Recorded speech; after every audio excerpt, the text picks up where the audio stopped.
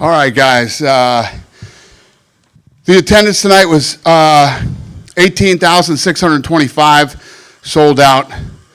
We broke the gate again for North American record for a fight night, 3.06 million. The fight of the night was Swanson and Billy Q. Performance of the night goes to Michael Johnson and Jacoby. They all won $50,000. What's up? What do you got? Dana, congrats on a great event. Thank you. Crazy knockouts. Yeah. First of all, we'll start with Buckley. Amazing performance by him. Colby obviously suffered the cut, which kind of screwed him up. But give us your thoughts on that fight and how it played out. Yeah, I was curious to see how it would go if it went 5 rounds, if it went later in the rounds. No doubt that was a bad cut, but that fight doesn't get stopped in Vegas. That fight keeps going in Vegas. You think it could have gone? 100%. Okay. What did you make of Buckley's performance? Since moving to welterweight, he's really improved. He's shown himself to be a real contender at that division. Yeah, listen, you go in and beat Colby Covington, it's a big deal. Love him or hate him, the guy's a dog, fucking tough as nails, took big shots to the body tonight, took big shots to the head that would have knocked a lot of people out. Colby's durable and tough, but, when you get cut, anything can happen. Do you feel like for Colby then he shouldn't sort of be too hard on himself after this, right? Because the cut, it was bad. You could tell it was bothering him. It was definitely bothering him. And literally, as soon as the corner would fix it, he's waiting to walk back out and he rips it open again and makes it start bleeding again. So that alone tells you that the cut was bothering him big time. Just as looking at the Adrian Yanez fight, I don't know if you saw that, but he got kicked in the nuts and poked in the eye at the same time. The referee didn't take a point. In situations like that, would you like the referee to be a bit more involved and take points, or do you hope that they don't get involved and kind of influence the fight like that? I have no idea. I mean, yeah, I would say that a double foul is probably definitely worthy of taking.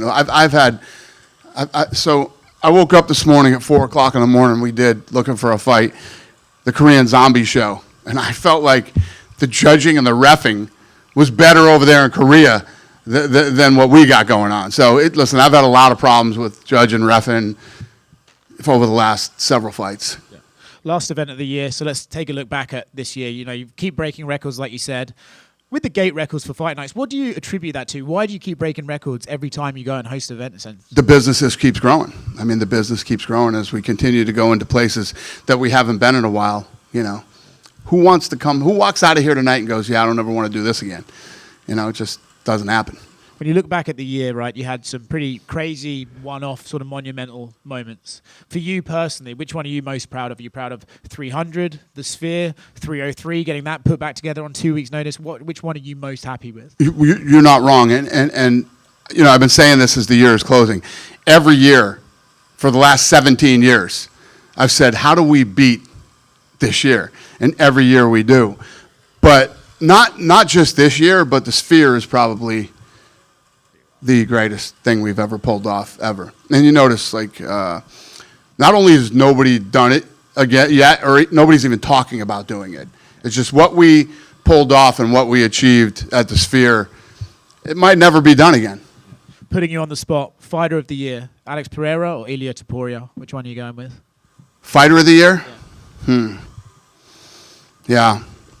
It's tough with those two. It's tough. And when you look at Alex, he's taking last-minute fights. He's on vacation, comes in and fights, not 100%, comes in and fights. I mean, it's tough. I don't even want to say a name, but I respect the shit out of both of them for what they've done this year. Okay, and last one from me, a little bit of a random question. I wondered if you could do me a favor, call up your friend Trump and find out what these drones over New Jersey are, and if we can get a...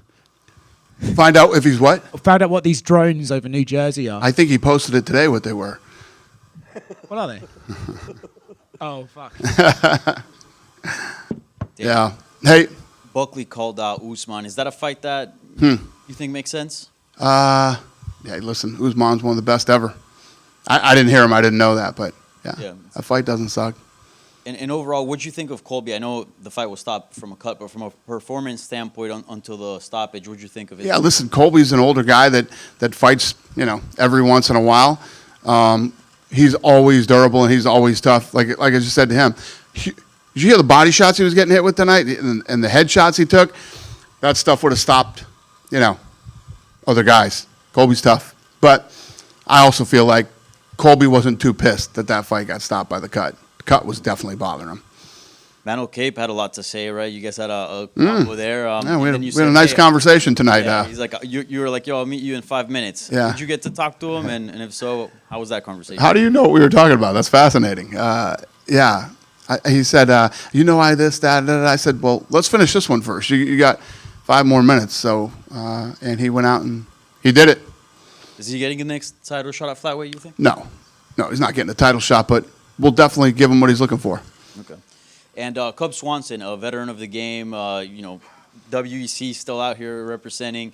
He said that he might retire. He still doesn't know. He said we'll see. But if this is the last performance, I mean, what a way to walk out, right? If this is It is the way to go. And what's funny is he says, I promised my wife this would be my last one, but I don't know. We'll see. When a fighter wins, and especially wins as spectacularly as he did tonight, it's just so hard for these guys to walk away.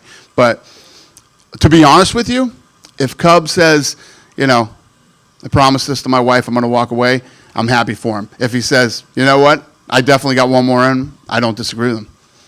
And I want to ask you about Ilia Topuria. Earlier this week, he said he wants to go up to 155 and fight Charles Oliveira. I'm sure you probably heard of those comments. Is that a possibility for him? I didn't hear that. Well, he's interested in I don't fighting. know. I mean, right here, right now, I don't know. Okay.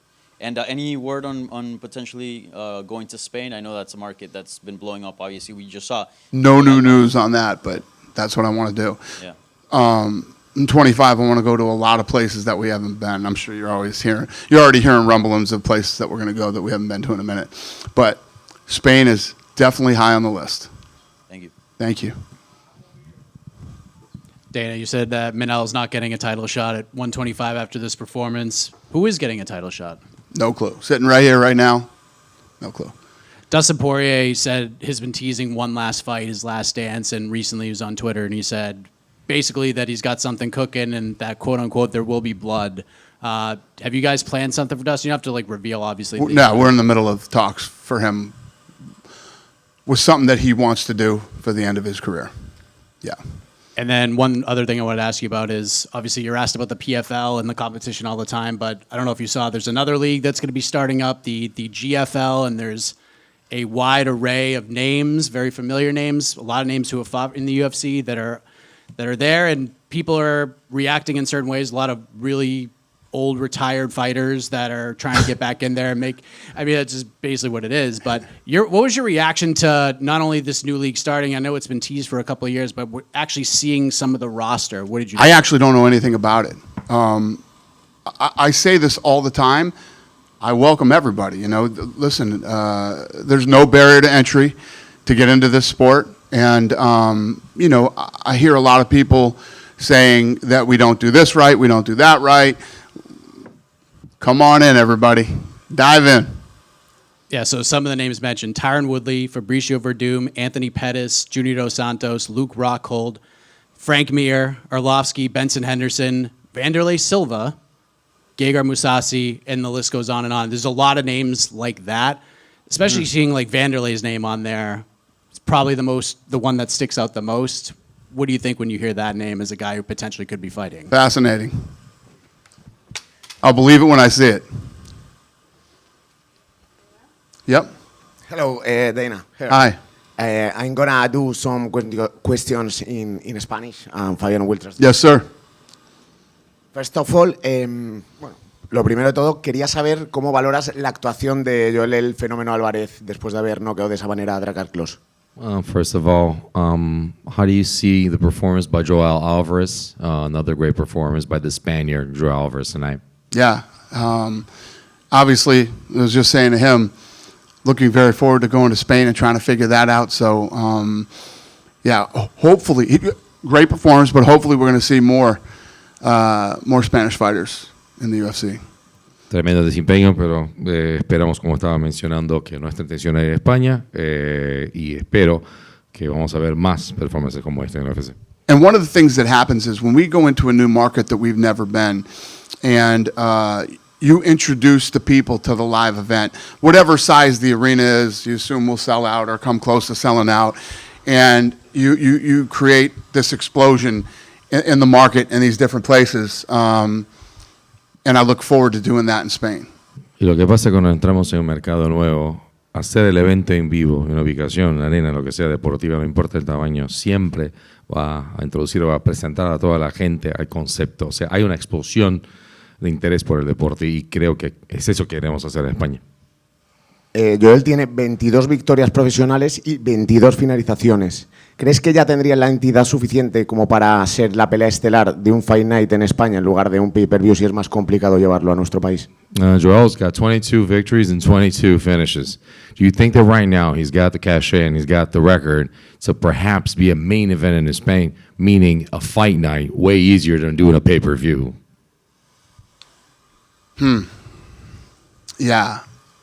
No, I think if we go first time in Spain, you go big and you do a pay-per-view. Make it a big event. O sea, que la primera que fuera en España, que sería un evento numerado. También ha trasladado Joel durante esta semana que tenía la intención de pasar al peso welter, bueno, pues por la dificultad siempre del recorte de peso siendo tan grande. ¿Crees que es una posibilidad para él o preferirías que se mantuviera en el peso ligero? And he actually mentioned throughout the week and after the fight that he wanted to jump from 155 to 170 at welterweight because his weight cuts are really hard. How do you see that, him being another one jumping from 155 to 170? Yeah, I don't love when guys jump around. I don't know. We'll see how that plays out. I don't know. No me gusta cuando hacen eso, pero de cualquier manera vamos a ver qué pasa. Las for me, la última pregunta, es respecto también a Ilia Topuria. Dijo en el partidazo de la COPE, es un programa famoso en España, que su intención era ir a por el cinturón del peso ligero y como Makhachev ya tenía pelea, quería ir a por Charles Oliveira. ¿Esto es una opción real? Y en caso de que eso no sea una opción real, ¿Alexander Volkanovski será el siguiente rival de Ilia Topuria? Piggybacking on the question from before, this week Ilia Topuria in a big show in Spain mentioned that he's pretty much done with his current weight division. He would like to jump up and face Charles Oliveira, meaning that if he's not available there, or if that doesn't happen with Charles, would Alex Volkanovski be the next one then to face? If he doesn't go up and doesn't face Charles Oliveira, would that be Volk against Ilya? Same response. I have no idea right now. Listen, this is the last fight of the year. We're off for a month. We'll get our shit back together in 25 and we'll figure out what's next for everybody. Lo mismo de antes, la última pelea tenemos 4 semanas de vacaciones. Deja que vamos a concluir las cosas. Dana right here. What did you think of Michael Johnson tonight? Kind of turned back the clock, big KO, and then he came back here and said, I want to do this 5 more years or more. Yeah. Well, listen, tell me the last Michael Johnson fight that sucked. I mean, that guy comes out first round, guns a-blazing. You know, he always tries to win. He's a fun guy to watch. And, yeah, been here for a long time, and I'm happy for him. And you just said you don't love guys jumping around, but earlier this week, Michael Chandler said, hey, I'd go up to 170 to fight Colby. Is that something you would consider? Everybody's talking about, you know, I don't know. I have no response to any of those types of, whatever the fighters are talking about, every Tuesday we get in a room and we'll figure out what's going on. Fair enough. Thanks very much. Yep. Yeah. I don't really pay a lot of attention to the talk. I literally, people will go, oh, did you know this guy? I said, no, I have no fucking idea. I don't pay attention to any of this shit. I live in my own little bubble, and we do our things on Tuesday, and we figure this stuff out, and yeah. I don't hear a lot of this stuff. Unless this woman right here tells me I don't know about it. Go ahead.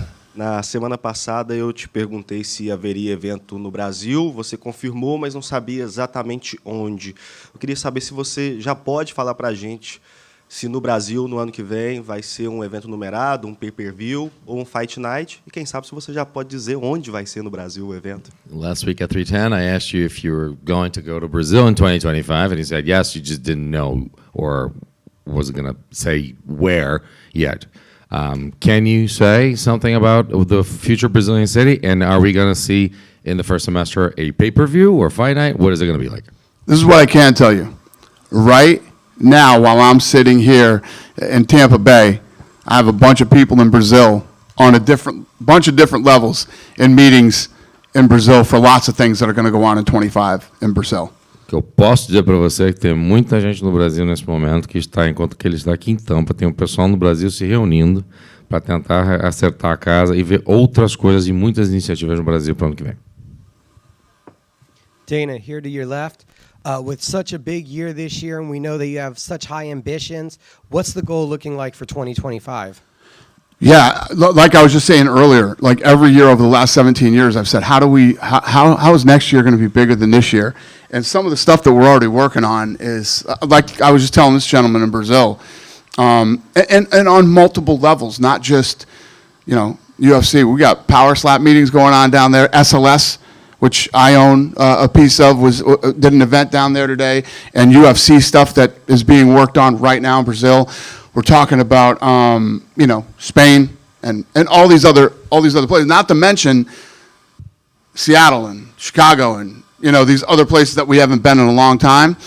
So I anticipate a lot of big fights. I got something in the works right now. I'll drive you fuckers crazy. All you guys will be running around. I got something in the works that you will never fucking see coming for 2025. That literally started to come together last night. And, we got some fun stuff coming up. And just one more for you, Dana. With the first pay-per-view of the year being at the Intuit Dome, we know it's a That too. state-of-the-art Yeah. arena with the Halo screen. Not to mention there's the interaction that they show during the basketball games with fans. Do you guys have anything special for the ambiance plan for that event? Yeah. I won't treat you like the guy that asked me that last weekend. Yes. Yeah. Yeah, no, the guy said, are you going to do it? I said, no, we're not going to do any of it. Yes, I'm excited to go to that arena. That's another one. We haven't been to LA in a long time. And to go into, ever since we did the Sphere, my philosophy is arenas like that are going to start popping up all over the world where, there's a lot more, as technology gets better with the screens and, the quality of stuff that you can do. I mean, how many, were any of you at the Sphere? I know you were, but, I mean, come on, right? So I just went and saw the Eagles, which is fucking incredible. I love the Eagles. I'm a huge Eagles fan. I'm a huge Joe Walsh fan. And the stuff that they put on the screen was really cool. That went with the music and stuff. But when you see what we did at the Sphere, it's just like, I don't know if that will ever be done again, We spent over $20 million on it, and it was a one of one, and it was a fucking amazing night. If my production team doesn't win every fucking award that exists in production, they're full. All the awards are full of shit. They're all full of shit. Tell me one fucking sporting event in 2024 that even comes within 100,000 miles of what we did at the Sphere. So the answer to your question, sir, is yes. Thank you. Hello, sir. Yep. One more question about 311. It will be a really tough tournament in the terms of security. 2 guys from Dagestan, 1 guy from Armenia, 1 guy from Georgia, and we have seen a fight between Merab and Umar on the last pay-per-view. So if compare this tournament 311 to the event with Khabib and Conor, there will be more security measures in LA or the same? We're going to reduce security when we go into LA for that fight. We'll cut it in half. We'll be okay, sir. That's what we do. Obviously, the Khabib Conor thing we were ready for. One guy missed his leg by fucking inches from keeping him from jumping over, but it happened. We'll do everything we can to make sure that it's safe there. And quick one from me. You said that you watched Korean Zombie Fight Night. What's the destiny of the guy from press conference in Abu Dhabi? He lost by decision, so his road to UFC is now closed for now. Yeah. No, I picked the other guy. I don't know if you wouldn't know that, but I picked the other guy. He won the fight, and he looked damn good doing it. He was the better, well-rounded fighter. The other kid looked very one-dimensional. And the Korean Zombie told me he had a lot of problems with that kid that week, threatening to pull out of the fight if he didn't get more cornermen and crazy shit like that. So, yeah, played out the way it should have. Thank you. Yeah, Good? Dana, Yeah. just real quick, since this is the last time we'll speak to you probably for the remaining of the year, Jones versus Aspinall, is that sort of the big priority, and you think that's the biggest fight the promotion can put on in 2025? 100%. And I think it's probably the biggest fight in heavyweight history, and it's a massive fight in the history of the company too. It's a big fight. Yeah, we know Tom Aspinall's down. Jones is kind of like on the fence, or at least that's what he said publicly. But Right. Have you talked? It's weird. How confident? What's weird about that? Let me tell you what's weird about that. So usually, those guys say that shit behind the scenes and not publicly. Jon says that shit publicly, but not behind the scenes. Jon is a very unique individual to deal with. From day one, I've been confident that Jon Jones would do that fight, right? I mean, even before the fight. I said if he won, there's no way Jon doesn't do this fight. Jon Jones isn't afraid to fight anybody, and that's a fact. And the only time that anything remotely weird has ever happened with Jon Jones was the time that his fucking camp did the weird Chael Sonnen thing. We can't fight Chael Sonnen on short notice. Other than that, and that wasn't him, it was his team, and he listened to his team for whatever reason. But that's like the goofiest fucking move in the history of the UFC. But other than that, Jon Jones behind the scene is not a guy that turns down fights. Would you guarantee 100% we see that fight? Yeah. I'll say 100%. Thank you. Yeah. Hey, Dana, thanks for your time. I just want to talk about Colby for a sec because, I mean, he's already gotten his shot at gold 4 times if we're counting interim. After a loss like tonight, what's next for him? I don't know. You're going to have to ask him that question. You know, he's obviously still one of the top-ranked guys. Like we were saying about him all night. Took big shots, stayed in there. The cut was obviously bothering him. But I also believe that if that fight's in Vegas, that fight doesn't get stopped with that cut. And but I don't think that Colby was very upset when it did. It was bothering him. So you think that was almost a way out for him? No, I'm not saying it was a way out. He didn't say, hey, look at my cut. The ref stopped the fight and called the doctor in, and the doctor called the fight. So it's not, he doesn't have a decision in that matter. So no, it's not a way out. I like the way you fucking spun that, though, and see how I would answer that. And then everybody would write, that isn't even in this fucking press conference, that Dana said Colby was looking for a way out with the cut. That's the fucking dumb shit that happens in these press conferences that drive me fucking crazy. So thank you, sir, but go ahead. Thank you. On a brighter note, it was a good year for MMA in Florida dating back to 299. I mean, fans just seem to love the sport here. So is there a timeline for a return to Florida and maybe a specific venue? Listen, Florida is the fucking greatest state in the entire country, man. It has been since day one of fucking COVID. And if you look at the way the state has handled itself and maneuvered over the last several years, I had zero expectations coming into Tampa Bay. I didn't know anything about Tampa Bay. This is an incredible city. Great hotels, restaurants. I mean, the restaurants are off the charts. People everywhere. The people here are really nice. You know, Florida is probably the greatest state in the country right now. Nobody can deny it. And then you meet all these people that moved here from lots of other places, and they couldn't be happier. And the answer is, yeah, Florida's fucking awesome.